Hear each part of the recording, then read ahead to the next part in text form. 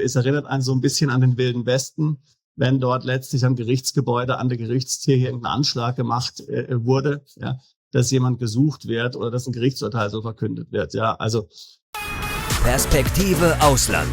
Der Podcast für Unternehmer und Freiberufler, die es ins Ausland zieht. Egal ob Steuerplanung, Auslandsfirmengründung oder Lifestyle-Fragen. Hier geht's jede Woche zur Sache.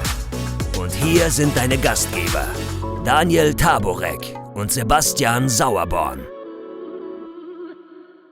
Heute sprechen wir über eine interessante Frage, die auch oftmals von Mandanten an uns herangetragen wird, oder wir bekommen es im Gespräch mit Mandanten. Das heißt, man wandert aus, man zieht in ein anderes Land und sagt, das Finanzamt kann mich mal, so nach dem Motto. Das ist also immer wieder die Frage, ist es besser oder nicht, dem Finanzamt eine Adresse anzugeben, an das es Post schickt, wenn ich nicht mehr in Deutschland wohne? Also man nennt das ja den sogenannten Zustellungsbevollmächtigten. Und viele denken, was soll das? Warum muss das Finanzamt mir überhaupt noch Post schicken? Ich habe mich abgemeldet, ich ziehe weg, ich bin nicht mehr da. Und die Frage ist es doch eventuell besser, dem Finanzamt eine Adresse anzugeben, eines Zustellungsbevollmächtigten? Und die Frage ist vor allem auch, bin ich verpflichtet? Kann das Finanzamt mich dazu verpflichten? Kann es mich zwingen, einen Zustellungsbevollmächtigten zu benennen? korrekt, ja. Also Paragraph 123 der Abgabenordnung regelt das genauso. Also was sind dann aber laut dem Paragraphen die Folgen, wenn ich es doch nicht mache? Wenn ich also einfach Deutschland verlasse und keinen Zustellungsbevollmächtigten benenne, was kann mir da passieren? Naja, das heißt dann im Grunde genommen, dass ein Schreiben, das das Finanzamt per Post verschickt, als zugestellt gilt nach einem Monat und ein sogenanntes E-Dokument sogar schon nach 3 Tagen. Ja, also das heißt, das Finanzamt kann mir dann letztlich einfach was schicken und möglicherweise habe ich es nicht bekommen, aber rechtlich gesehen, und das kann ja sehr relevant sein, rechtlich gesehen gilt es als zugestellt. Okay, das gilt also dann, wenn das Finanzamt mich aufgefordert hat, einen Zustellungsbevollmächtigten zu benennen und ich das nicht getan habe. Aber gibt es denn jetzt noch weitere Ausnahmen für Personen im Ausland?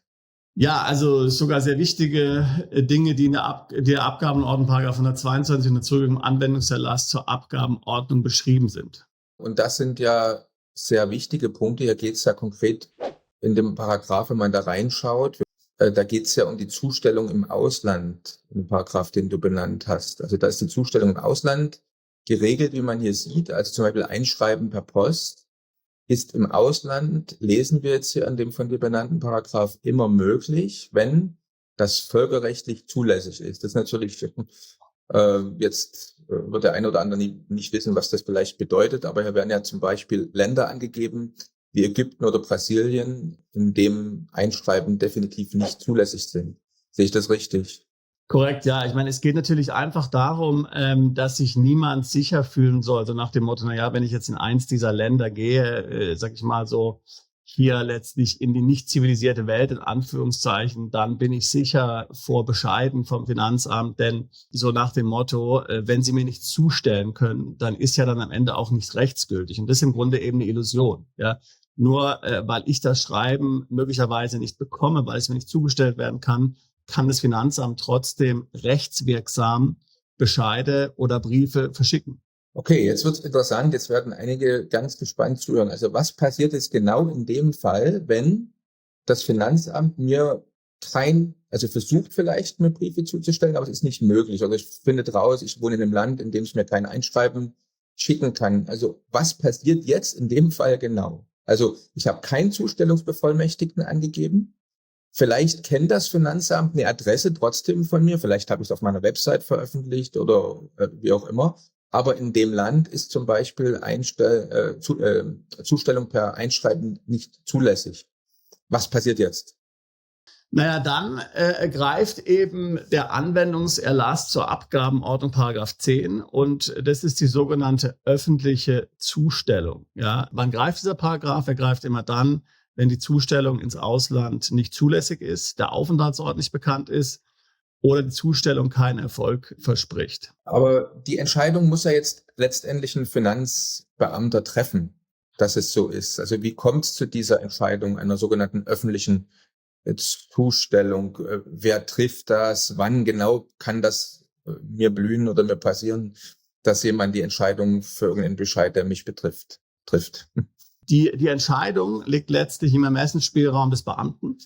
Immer wenn der davon ausgeht, dass das Schreiben nicht zugestellt werden kann, aus einem der oben genannten Gründe, sind wir ja darauf eingegangen, dann kommt es zur öffentlichen Zustellung. Und ganz konkret bedeutet dies, dass man im Glaskasten vor dem Finanzamt letztlich hier den Bescheid aushängt. 2 Wochen danach gilt dann das Schreiben als zugestellt.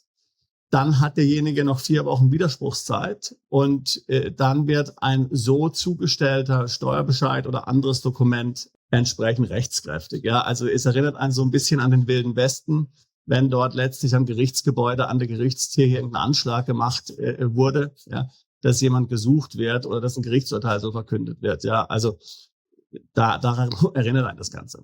Also fassen wir das nochmal ganz kurz zusammen, weil ich denke, was du jetzt zuletzt erläutert hast, Sebastian, ist etwas, was vielen absolut nicht klar ist. Also ich gehe ins Ausland, das Finanzamt hat keine Adresse von mir, ich habe keinen Zustellungsbevollmächtigten bekannt gegeben und dennoch kann das Finanzamt mir rechtswirksam durch Aushang im Glaskasten vom Finanzamt ein Schreiben zustellen. Und es ist rechtswirksam, es läuft eine Widerspruchsfrist und dann ist es so, als hätte es mir das wirklich tatsächlich an meine Adresse zugestellt. Und deswegen vielleicht auch nochmal die Lehre draus, dann kann man eigentlich viel besser gleich direkt dem Finanzamt eine Zustelladresse bekannt geben. Also wenn es so ist, dass man mir rechtswirksam was zustellen kann, obwohl ich ins Ausland verschwunden bin, dann ist es doch viel besser, ich gebe eine Adresse von mir bekannt. Dann gibt's ja noch eine andere Variante, die fand ich sehr interessant im Gesetzestext. Man kann das Finanzamt vom Steuergeheimnis befreien und dann darf das Finanzamt mir an eine E-Mail-Adresse, die ich bekannt gebe, rechtswirksam zustellen. Das ist ja vielleicht für den einen oder anderen auch interessant, der keine direkte Adresse angeben will oder vielleicht noch gar nicht genau weiß, wo er letztendlich mal wohnen wird. Ist das so? Genau, das ist so. Absolut. Er muss natürlich selbst nicht der Zustellbevollmächtigte sein. Ja, man kann natürlich auch jetzt jemanden bestimmen, zum Beispiel den Steuerberater oder die Eltern. Man muss es ja nicht selbst sein. Also man muss jetzt nicht unbedingt selbst seine Adresse hier preisgeben. Oder vielleicht weiß man ja auch gar nicht, wohin man jetzt zieht. Vielleicht ist man ja auch unterwegs in mehreren Ländern. Es ist halt einfach wichtig, eine Zustelladresse anzugeben, wie wir jetzt gesehen haben. Und man muss das natürlich auch immer in einem größeren Kontext sehen. Ja, also wenn ich jetzt tatsächlich mit Deutschland komplett hier brechen möchte und nie wieder dort wohnen möchte, nie wieder zurückkommen möchte und möglicherweise auch sagen will, naja, vielleicht will ich auch nie wieder mich länger in Deutschland aufhalten, auch nicht zu Besuchszwecken, dann kann man vielleicht so agieren oder auch wenn man nichts zu verlieren hat, wenn man keinerlei Vermögen hat und so weiter. Ja. Aber wann immer man natürlich hier etwas zu schützen hat, Vermögen zu schützen hat oder auch mal plant, wieder in Deutschland zu leben, sollte man auf keinen Fall hier jetzt die Brücken abbrechen und hier einfach verschwinden. Generell würden wir ja sowieso nie Mandanten dazu raten, hier irgendwie abzuhauen oder irgendwas zu tun, was eine Flucht überhaupt, ich sage mal, notwendig machen würde. Ja, also alles, was wir tun, ist ja immer darauf ausgelegt, dass es legal ist, dass es überprüfbar ist und so weiter. Und dann hat man ja ohnehin keinen Anlass, letztlich jetzt hier sozusagen einen auf Verschwindibus zu machen. Ja, also wie gesagt, vielleicht ist man jetzt nicht in der Lage, selbst die Post anzunehmen, weil man eine wechselnde Adresse hat. Das sind ja alles durchaus realistische Szenarien. Dann soll man eben jemand bestimmen, der in Deutschland ist, der die Post annimmt und die können mir das dann einscannen und per E-Mail zuschicken. Ja. Aber es ist auf jeden Fall intelligent für das Finanzamt, jemanden zu haben, der hier die Post für mich entgegennimmt. Gut, dass wir darüber gesprochen haben, Sebastian. Und vielleicht ist ja gerade noch Zeit für den einen oder anderen Zuschauer, Zuhörer, der schon ausgewandert ist oder gerade dabei ist, dann doch noch zu überlegen, ich gebe dem Finanzamt eine Zustelladresse oder einen Zustellungsbevollmächtigten bekannt. Vielen Dank für das Gespräch. Habe mich gefreut.